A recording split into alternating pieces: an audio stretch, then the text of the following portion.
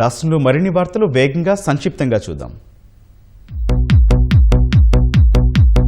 ఏలూరులోని జిల్లా గ్రంథాలయం అభివృద్ధికి 50 లక్షలు కేటాయిస్తున్నట్లు ఎంపీ పుట్టా మహేష్ యాదవ్ ప్రకటించారు. శిథిలావస్థకు చేరిన జిల్లా గ్రంథాలయాన్ని ఆయన పరిశీలించారు.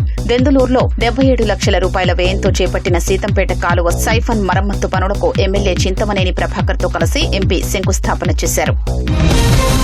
ఎన్టీఆర్ జిల్లా నందిగామలో విజయవాడ ఎంపీ కేశినేని శివనాథ్, ఎమ్మెల్యే తంగిరాల సౌమ్య దివ్యాంగులకు విద్యుత్ ట్రైసైకిళ్లు పంపిణీ చేశారు. దివ్యాంగులకు ఉచితంగా పరికరాలు ఇవ్వడం ద్వారా ప్రభుత్వం వారికి మనోధైర్యం కల్పిస్తోందని ఎంపీ అన్నారు. బాపట్ల జిల్లా ఇసుకదర్శిలో మంత్రి పార్థసారథి, ఎమ్మెల్యే ఏలూరి సాంబశివరావు 37 మంది లబ్దిదారులకు 28,85,000 రూపాయల సీఎంఆర్ఎఫ్ చెక్కులు అందజేశారు. ప్రజల ఆరోగ్యం కోసం సీఎం చంద్రబాబు ఎంతైనా ఖర్చు చేసేందుకు సిద్ధంగా ఉన్నారన్నారు.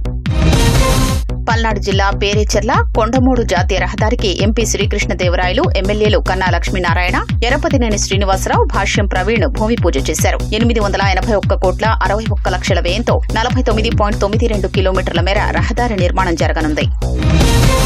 పల్నాడు జిల్లా వినుకొండలో నిత్యం పెరుగుతున్న వాహనాల రద్దీ దృష్ట్యా ప్రధాన రహదారిని 35 అడుగుల నుంచి 70 అడుగులకు విస్తరిస్తున్నట్లు ఎమ్మెల్యే జీవీ ఆంజనేయులు తెలిపారు. విస్తరణకు ప్రజలు, వ్యాపారులు సహకరించాలని కోరారు. నెల్లూరు రూరల్ నియోజకవర్గ పరిధిలో 2,67 లక్షల వ్యయంతో చేపడుతున్న రోడ్డు నిర్మాణం, సెంట్రల్ లైటింగ్ పనులకు మంత్రి ఆనం రామనారాయణ రెడ్డి శంకుస్థాపన చేశారు. 2 నెలల్లో 339 అభివృద్ది పనులు పూర్తి చేయడం ఎమ్మెల్యే కోటంరెడ్డికి సాధ్యమైందన్నారు. భారత్ చేస్తున్నవి ప్రతీకార దాడులు కావని, దశాబ్దాలుగా పాకిస్తాన్ ప్రోత్సహిస్తున్న హింసకు సమాధానమని మంత్రి సంధ్యారాణి అన్నారు. మన సైనికులు తలుచుకుంటే అసాధ్యమంటూ ఏదీ లేదని అన్నారు. కడప జిల్లా వేంపల్లి సమీపంలోని రాజీవ్ నగర్ కాలనీలో 4 నెలలుగా తాగునీరు సరఫరా చేయడం లేదని మహిళలు పంచాయతీ కార్యాలయం వద్ద ధర్నా చేశారు. సమస్యకు పరిష్కారం చూపుతామని ఈవో రమణారెడ్డి హామీ ఇవ్వడంతో ధర్నా విరమించారు. తాళాలు వేసిన ఇళ్లే లక్ష్యంగా చోరీలకు పాల్పడుతున్న దొంగను పల్నాడు జిల్లా నరసరావుపేట పోలీసులు అరెస్టు చేశారు.